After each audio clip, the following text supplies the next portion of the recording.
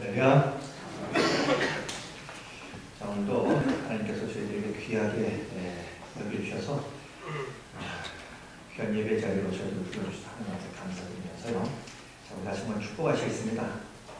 내가 보여줄 수 있는 가장 행복한 모습으로 자, 복된 곳에서 만나게 돼서 너무 반갑습니다. 다시 한번 축복하시겠습니다.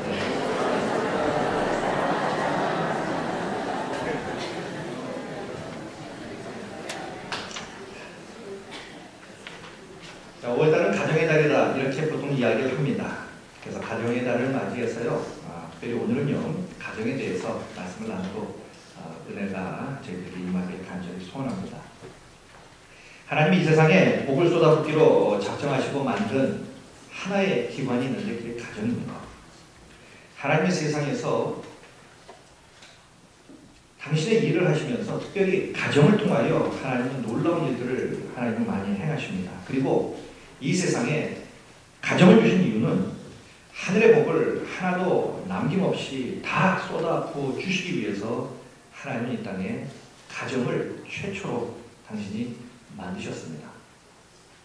오늘 보면은 시편 128편인데요.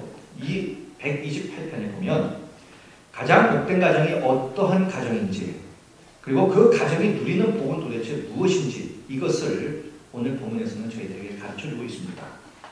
이 시편 128편은 두 개의 구조로 되어 있습니다. 하나는 축복의 조건이 나와 있고요. 다른 하나는 바로 그 축복의 조건을 갖춘 가정이 누리는 축복의 내용들이 나오고 있습니다. 자, 그럼 먼저 이 축복의 조건이 그럼 무엇입니까?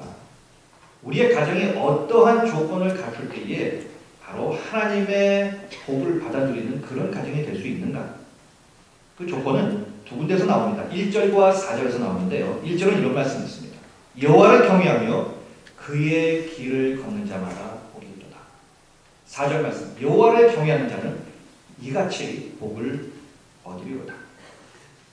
그리고 그 조건을 따라서 행하는 자들, 그 가정이 받을 축복의 내용 세 가지를 오늘 시편 128편은 우리에게 말씀을 하고 있습니다. 여호와를 경외하는 가정. 자, 그렇다면 경외가 그럼 무엇이냐 하는 거죠.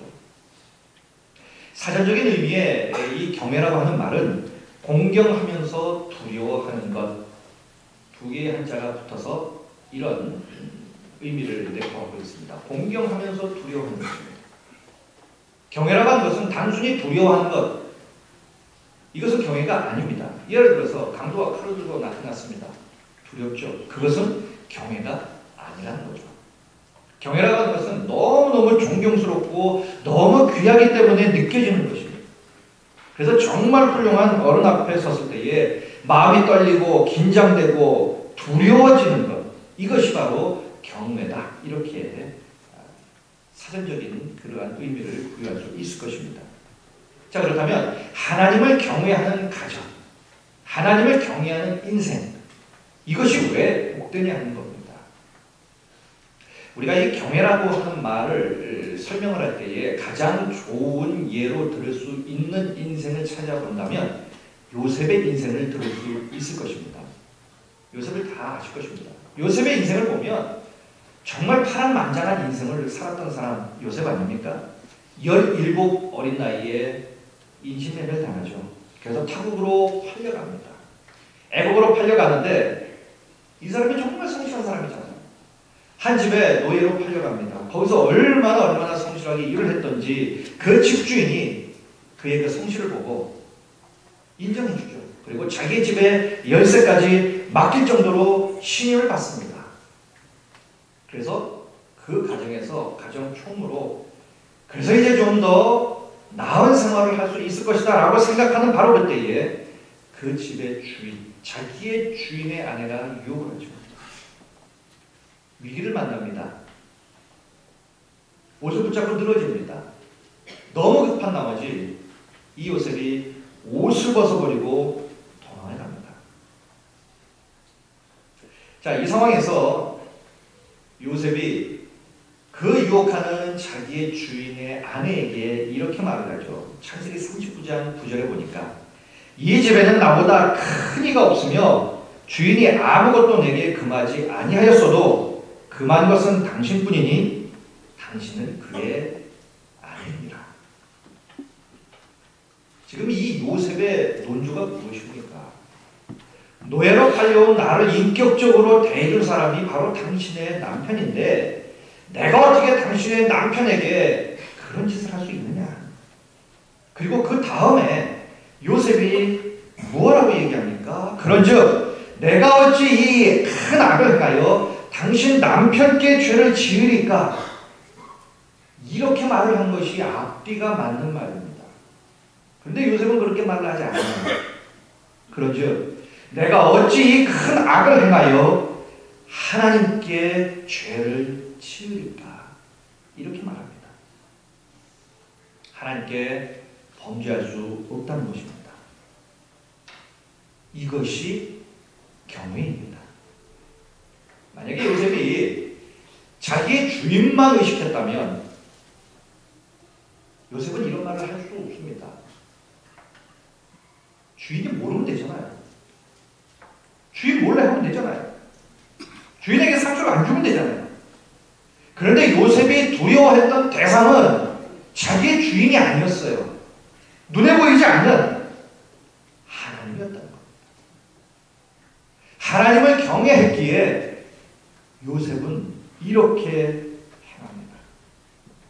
겉만 보고 판단하는 인간은 속일 수 있습니다.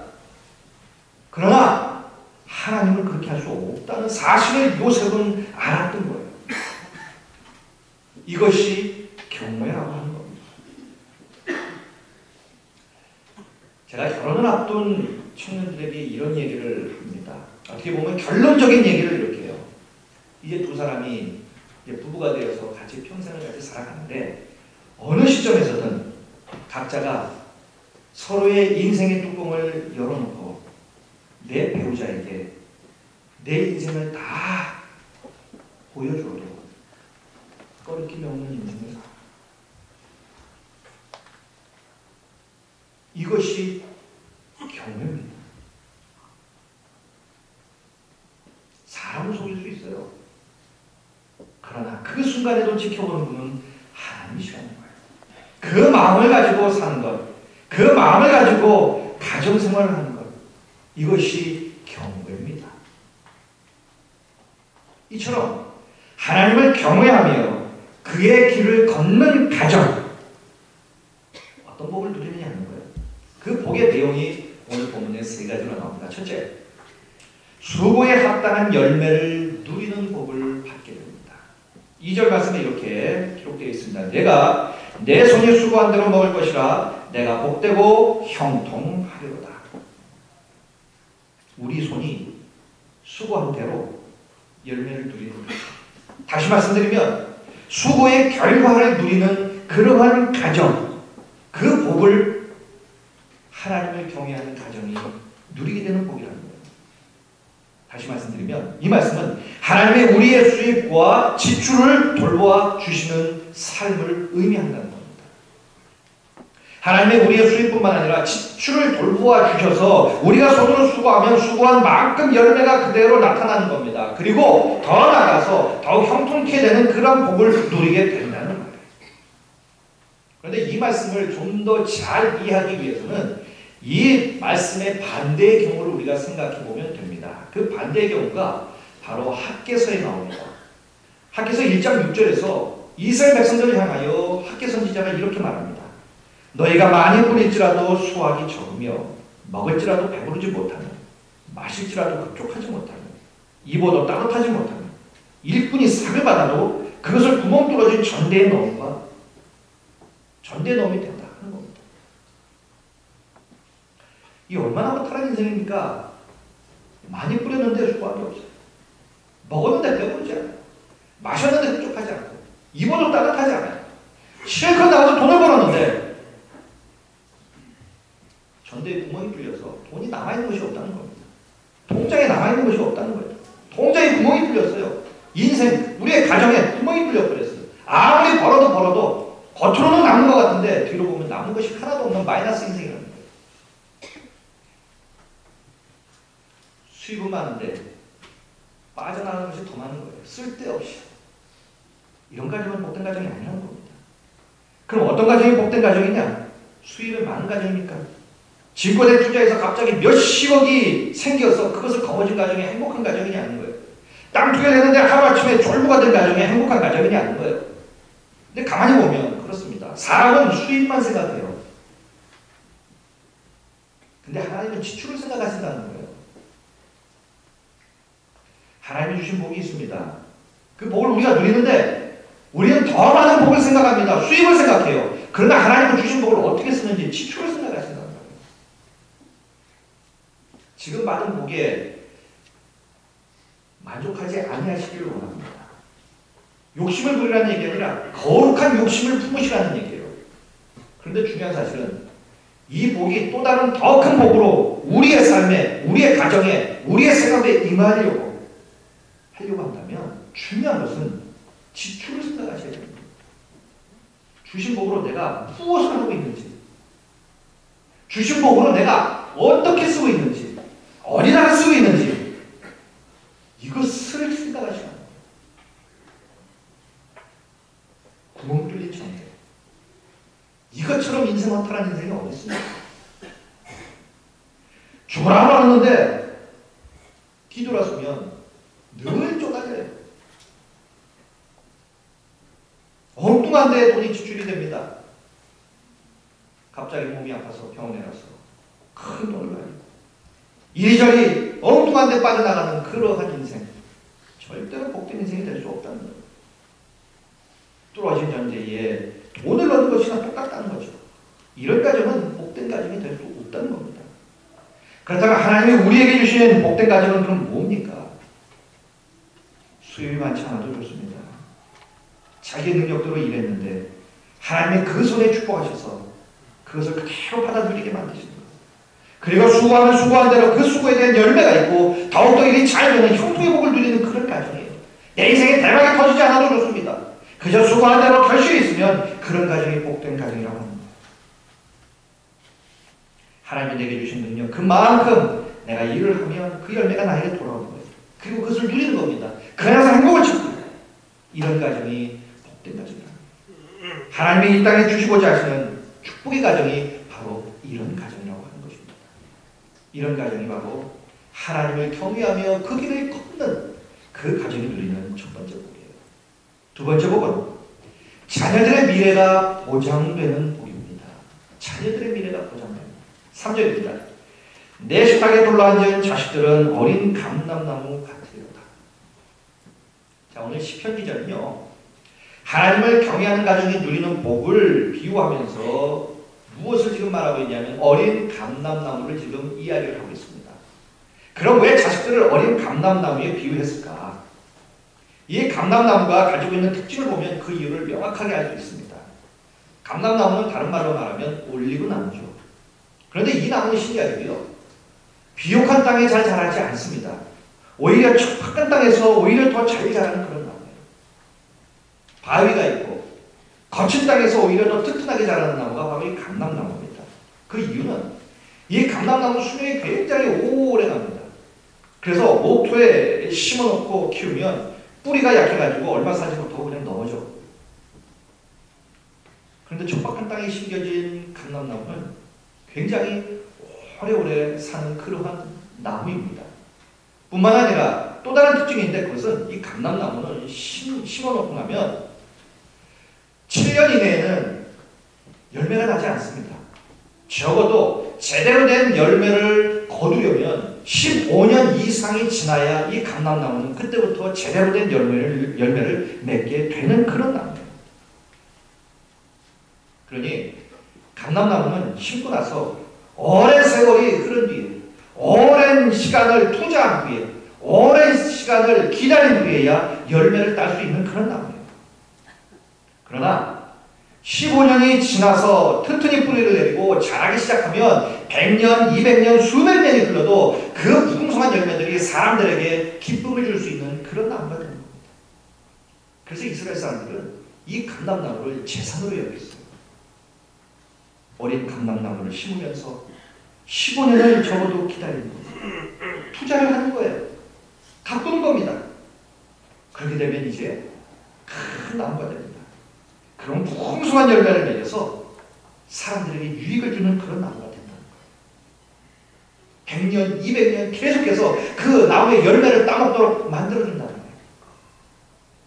우리의 자녀들도 그렇습니다. 자녀를 키우는 일이 결코 쉬운 일은 아니죠. 1, 2년 키워서 열매를 거둘 수 있는 것이 아닙니다. 대충 키운다고 자식들이 자식 부식을 하는 것이 아니라는 거예요. 이 감람나무처럼 적어도 15년은 투자를 해야 그래도 뭔가 말을 하면 말귀를 알아듣는 그러한 사람이 됩니다. 또 척박한 땅에서 인내를 배우고 영적인 것과 세상적인 지식을 동원하여 키워야 겨우 자랄 수 있는 어려운 과제가 바로 자식을 키우는 것 아닙니까? 그러나 우리들이 비록 힘들고 어렵더라도 우리들의 모든 사랑과 수고와 인내와 기다림과 믿음과 격려 속에서 올바로 심고 키워서 그가 한번 열매를 맺기 시작하면 그로 인해서 세상의 많은 사람들이 얼마나 많은 열매의 혜택을 누리느냐. 우리의 자녀들이 그렇게 되는 자녀들이 된다는 겁니다. 어떨 때요? 하나님을 경외하며 그 길을 걷는 가정에서 자라나는 그 자녀들이 이처럼 하나님을 경외하는 가정이 누리는 복은 어린 감람나무가 미래의 큰 나무로 자라서 많은 사람들에게 유익을 주는 그런 나무가 되는 것처럼 우리의 자녀들이 앞으로 잘 자라서 큰 제목이 되어서 하나님이 아브라함에게 주신 것처럼 복의 근원이 되고 축복의 통로가 되어서 많은 사람들에게 이 나라의 민족뿐만 아니라 세상 사람들에게 엄청난 유익을 끼치는 그런 인물이 되는 복을 주신다는 겁니다. 어떨 때요? 우리의 가정이 하나님을 경외하고 그 길을 걷는 가정이 될 때 이러한 자녀들의 미래를 보장해 주시는 그런 복을 하나님이 주신다는 겁니다. 하나님이 원하시는 가정이 바로 이런 가정입니다. 우리가 자녀들의 미래를 위해서 얼마나 많이 투자합니까? 얼마나 많은 돈을 쏟아붓습니까? 그런데 그렇게 쏟아부은 만큼 무언가 지금 결실이 있습니까? 하나님을 경외하고 그 길을 걷는 가정, 그 가정으로 한번 우리의 가정이 새롭게 거듭나면 어떨까요? 그렇다면 분명 하나님은 오늘의 말씀처럼 약속하신 대로 우리의 자녀들의 미래를 보장해 주시는 이 놀라운 복을 우리의 자녀들에게 허락해 주실 줄로 믿습니다. 이 가정의 나라에 우리의 가정에 이러한 축복이 있으시기를 주님의 이름으로 간절히 축원드리겠습니다. 세 번째로 하나님을 경외하고 그 길을 걷는 가정이 누리는 세 번째 복은 하나님의 복이 후손들에게 계승되는 복입니다. 사람들도 인정하는 정말로 복된 가정이 있습니다. 잘 아시다시피 부모의 신앙과 그들이 받은 복을 후손들이 그대로 물려받는 거예요. 그리고 그것을 더 풍성히 만들어 나가는 부모들보다 자식들이 더 잘 되는 이러한 복을 누리는 그런 가정입니다. 그런데 이와는 반대되는 가정도 있어요. 그런 가정을 보면 정말 가슴이 아프죠. 내가 좀 고생을 해도 내 자녀가 잘 되는 것을 보면 부모님의 마음은 너무나 기쁩니다. 하지만 나는 큰 것을 이루었는데 자녀들은 믿음이 없습니다. 세상에서 그렇게 삽니다. 내가 벌어놓은 것 다 쓸데없는 곳에 써서 다 허비해버리고 맙니다. 그런 자녀들을 바라보는 부모의 마음 정말 괴롭죠. 나와 같이 주일날 주님 앞에 나와서 예배드리고 싶은데 내 자식은 이 시간에 어디 가 있는지 가슴이 답답합니다. 그러게 우리의 가정이 정말 복받는 가정이 되기 위해서는 내가 받은 복이 내 후손들에게도 내려가야 한다는 겁니다. 5절 6절 말씀 보십시오. 여호와께서 시온에서 내게 복을 주실지어다. 너는 평생의 예루살렘의 번영을 보며 내 자식의 자식을 볼지어다. 예루살렘에 평강이 있을지어다. 중요한 것은 평강을 누리는 겁니다. 오늘 이 자리에 앉으셔서 예배를 드리시는 우리들의 심령이 어떻습니까? 정말 평강이 넘치세요? 문제가 없어서 평강이 넘치는 것이 아니라 세상이 풍랑이고 세상의 수많은 일들로 말미암아 내가 힘들고 괴로워도 주님의 품에 안기면 주님이 주시는 그 평강으로 말미암아 내 마음이 기쁜 그 평강. 여러분, 돈 많다고 평강이 있는 것이 아니더라고요. 오히려 돈 많은 집안이 보면 문제가 많아요. 머리가 복잡합니다. 자식들 머릿속의 생각은 도대체 부모님이 계신 게 아니라 돈밖에 없는 거예요. 그나마 준 돈을 제대로 잘 쓰는 것, 그것도 아니죠. 부모님들에게는 하나님이 주시는 평강이 있었는데 그 다음 때를 보면 너무 괴로운 거예요. 너무 가슴이 아픈 거예요. 평강을 찾아볼래야 찾아볼 수가 없다는 거예요. 날마다 찢고 먹고 싸우는 그런 거예요. 너무 가슴이 아프죠. 세상에는 이런 가정이 많습니다. 그러나 하나님이 축복하시는 가정은 자신들의 축복이 자녀들에게까지 이어지는 그런 가정이에요. 하지만 지금 내 자녀를 보면 신앙을 계승하고 있지도 않고 오히려 세상에 빠져서 살고 있다면 그냥 우리는 그냥 낙심하고 그냥 그러고 포기해버리고 말아야 합니까? 절대 아니죠. 어느 목사님의 간증입니다. 지금 많은 분들에게 인격적으로 존경을 받는 그런 목사님이에요. 근데 그분이 목회자가 되기 이전에는 세상에서 참 방탕한 그런 인생을 살았던 것 같아요. 그의 간증을 보니까. 이분이 사회생활을 할 때죠. 이분의 취미는 화투였습니다. 그리고 날마다 술만 마셨다 하면 거의 기울 정도로 그렇게 해서 새벽에 집에 들어오는 그런 인생이었어요. 그날도 역시 마찬가지로 만취한 상태에서 새벽 2시쯤에 겨우 집으로 들어왔답니다. 인기척이 어때요? 안방을 보니까 아내가 엎드려서 자고 있더랍니다. 침대에. 기다리다가 그냥 잠들었던 것 같아요. 왠지 마음이 짠해 오더랍니다. 그런데 머리맡을 보니까 성경책이 놓여져 있고 그 밑에 노트 한 권이 있더래요. 저 노트에는 도대체 뭐가 적혀 있을까 싶어서 그 노트를 성경책에서 이제 밑에서 빼서 그것을 펴 읽었는데 너무 충격적인 내용이, 너무너무 가슴 아픈 내용이 그 노트 안에 적혀 있었답니다. 이런 내용이 적혀 있었대요. 나는 오늘도 버스를 타고 수요일이 넘어갔다. 시골길을 하염없이 걸으면서 오늘도 어김없이 죽음을 생각했다. 약을 먹어 죽을까? 아니면 손목을 꺼서 죽을까? 그러나 그것은 내가 취할 길이 아님을 다시 한번 확인하고 돌아왔다. 나를 살리기 위해서 십자가에서 돌아가신 주님께서 주님의 뜻을 위해 내게 주신 남편이기에 나는 이 남편을 사랑해야만 한다. 나는 사랑할 수 없지만 주님께서 사랑하라 명령하셨기에 나는 끝까지 사랑해야만 한다. 주님 도와주세요. 나의 약함을 주님이 잘 아시나요? 그런 내용이었어요. 이 글을 읽고 이 남편이 충격을 받았습니다. 하염없이 눈물이 나서 도저히 잠을 잘 수가 없네요. 아내가 절망 중에 죽음을 생각하고 있는 그 시간에 자기는 오직 쾌락만을 탐닉했던 그 모습을 생각을 하니까 견딜 수가 없는 거예요. 남편 같지 않은 부실한 남편으로 인해서 아내가 날마다 많은 밤을 지새우며 눈물을 흘렸는지, 그리고 자살을 생각할 정도로 마음이 아프고 찢어졌는지 그것도 모르고 살았던 자기의 모습이 너무너무 한스러워서 그렇게 울었다. 그런데 이 양반이 그날 밤에 그렇게 울었던 또 다른 이유가 있대요. 그것은 그의 어머니 때문이었습니다. 이분의 아버지가 일찍 돌아가셨어요.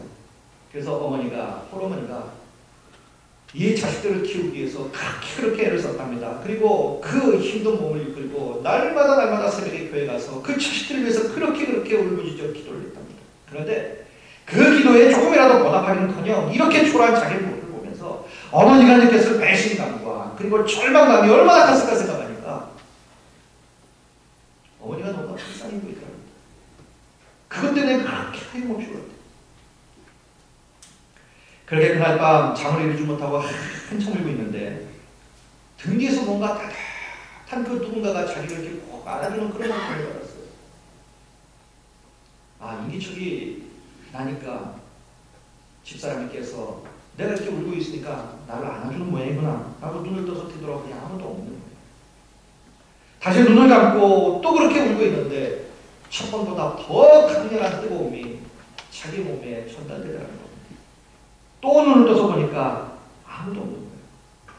세 번째로 눈을 감았는데 이번에는 마음속 깊숙한 곳에서 세미한 음성이 이렇게 들리더랍니다. 사랑하는 아들아, 나는 너를 한 번도 잊어본 적이 없다. 한 번도 내가 너를 버린 적이 없다. 한 번도 내가 내 사랑 안에서 너를 떠나보낸 적이 없다. 내가 나를 버리던 그 순간에도 나는 줄곧 너를 사랑했고 너와 함께 있었단다. 앞으로 나는 영원토록 너와 함께 할 것이다. 나는 너무 사랑한다. 이 음성이 들립니다. 이 일을 경험한 후에 그에게는 놀라운 일이 생겼습니다. 결코 끊을 수 없다고 생각했던 술과 담배가 끊어졌습니다. 그리고 자기 인생에 그렇게 유일한 낙이었던 화투가 자기 인생에서 이제 끝이 났어요. 이런 변화 끝에 결국 한 가정의 가장으로서 건실한 가정을 세우고 일터를 세우는 성실한 가정이 되었어요. 그리고 하나님의 은혜에 감격해서 신학교에 들어가고 목회자가 되어서 지금 열심히 목회하고 있는 그런 사람으로서 그렇습니다. 우리 하나님은 언제나 우리와 그리고 우리의 자녀들과 함께 하십니다. 지금 내 자녀가 내 마음에 들지 않는 신앙을 떠나 하나님의 품을 떠나 그렇게 지내고 있음에도 불구하고 우리가 그 자녀를 향하여 우리가 낙심을 하거나 소망을 끊어버릴 수 없는 것은 하나님은 아직도 우리의 자녀들에게 소망을 갖고 계시기 때문에 우리의 자녀를 아직도 사랑하고 계시기 때문입니다. 하나님의 손길은 아직도 여전히 그들과 함께하고 있기 때문입니다. 그러기에 포기하지 마십시오. 그리고 끝까지 기도하심으로 반드시 축복의 계승을 맛보시는 그런 우리들의 가정이 되었으면 좋겠습니다.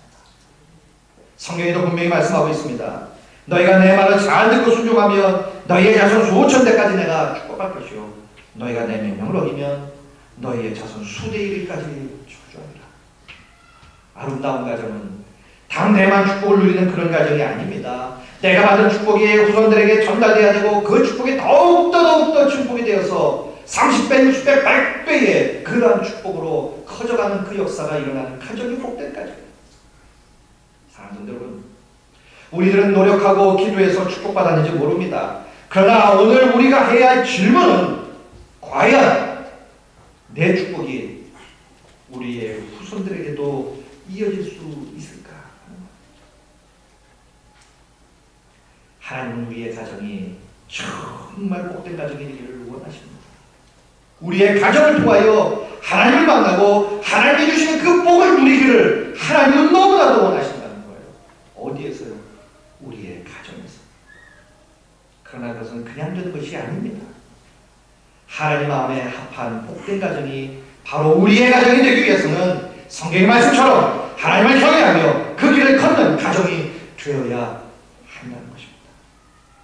하지만 문제는 교회는 다니지만 삶의 현장에서 그리고 가정에서 우리를 통하여 하나님이 존경받지 못하고 있다는 것입니다. 우리에게, 우리의 가정에게 하나님의 의견이 존중되고 있지 않다는 겁니다.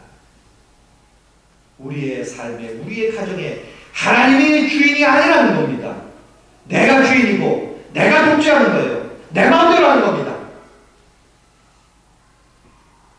그런 가정이 어떻게 복된 가정이 될 수 있습니까? 하나님보다 돈이 더 존중되는 가정이 어떻게 복될 수 있습니까? 하나님보다 세상의 출세가 더 중요시 되는 가정이 어떻게 하나님의 복을 받아 누릴 수 있습니까? 하나님의 생각보다 내 생각이 더 큰 가정이 어떻게 하나님의 인도하심을 받을 수 있습니까? 우리는 분명히 압니다. 복은 하나님으로부터 온다는 것을 우리는 너무나 잘 알아요. 복의 근원이 하나님이라는 사실을 우리는 너무나 잘 압니다. 그렇다면 복 주시는 분, 그분이 무엇을 원하시는지를 아셔야 된다. 그분이 우리가 어떻게 하기를 원하시는지 그것을 아셔야 된다는 겁니다. 이삭도 하나님의 말씀을 어기고 가나안 땅에 머무르지 아니하고 그란 땅으로 갔습니다. 그럼에도 불구하고 그 해에 그는 100배의 결실을 맺었어요. 여기에서 우리가 중요한 하나님의 마음을 아셔야 합니다. 하나님의 말씀을 어기고 이렇게 살아도 100배의 결실을 주시는구나. 이것이 아니라 그럼에도 불구하고 하나님 우리를 축복하신다는 그 하나님의 간절한 마음을 우리는 알아야 된다는 겁니다. 내가 하나님의 말씀을 어기고 이렇게 삶에도 불구하고 지금도 하나님의 복이 우리의 가정에 나에게 끊임없이 이어진다고 한다면, 철든 자식이라고 하면 그 마음을 아셔야 되는 거예요. 결국 하나님은 이삭을 다시 가나안 땅으로 올려보냅니다. 그때의 이삭이 제일 먼저 했던 일이 뭡니까? 그 이전에는 우물을 파여 집을 짓습니다. 이것이 그의 삶의 전부였어요. 그러나 그가 100배의 결실을 누리고 하나님의 그 마음을 알고 그가 다시 가나안 땅으로 올라갔을 때에 그가 했던 우선순위, 여호와 앞에 담을 쌓습니다. 그리고 우물을 팝니다. 그리고 자기의 집을 지어요. 이 순서가 복을 받아 누리는 사람의 순서라는 겁니다. 축복된 가정이 가져야 할 우선 순서라는 거예요. 여호와 앞에 담을 쌓고 우물을 파고 자기의 집을 짓고.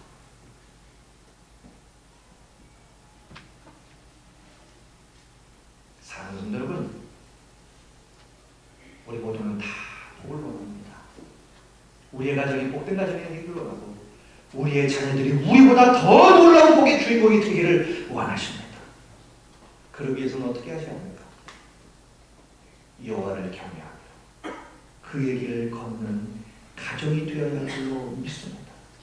이러한 가정을 만들기 위해선 오늘 이 자리에서 예배를 드리시는 우리 가장 여러분들에게 부탁드립니다. 한 가정의 제사장으로 세우신 가장 여러분, 먼저 가장들이 이렇게 사시기를 축원드리겠습니다. 다시 한번 말씀드립니다. 내 인생의 뚜껑을 열어서 내 배우자에게 다 보여줘도 떳떳한 그런 삶을 사시기 바랍니다. 하나님을 경외할 때 가능한 인생이죠. 우리가 그렇게만 된다면, 우리의 가장들이 그렇게만 세워진다면 우리의 가정은 정말 하나님의 복으로 담을 수 없을 만큼 채워지는 그 놀라운 복을 누리는 그러한 가정이 될 줄로 믿습니다. 5월 가정의 달을 맞이해서 정말 우리의 가정이 하나님을 경외하며 그 길을 걷는 가정이 되어 오늘 말씀드린 세 가지의 복이 우리의 것이 되었으면 좋겠습니다. 첫째, 수고에 합당한 열매를 누리는 복, 자녀들의 미래가 보장받는 복, 하나님의 복이 후손들에게도 계승되는 복. 이러한 복이 우리 모든 가정들이 되시기를 주님의 이름으로 간절히 축원드리겠습니다. 기도하시겠습니다.